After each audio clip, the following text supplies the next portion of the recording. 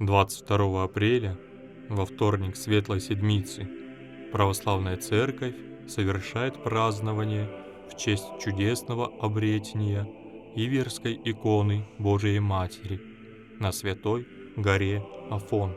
В Софийском соборе Иверско-Серафимовского женского монастыря города Алма-Аты, где пребывает чтимый список с явленной Иверской иконы Божией Матери, пасхальную божественную литургию возглавил митрополит Астанайский и Казахстанский Александр. Его высокопреосвященству сослужило духовенство города. Главный храм женской обители был наполнен множеством молящихся, чьи сердца были исполнены пасхальной радости.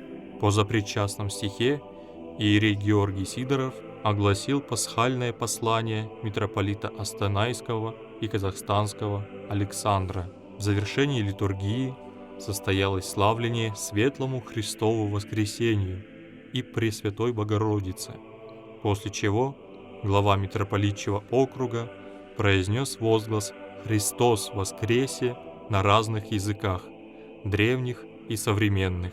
По окончании богослужения владыка-митрополит окропил верующих святой водой и обратился к собравшимся с проповедью и словами поздравления в честь престольного дня обители.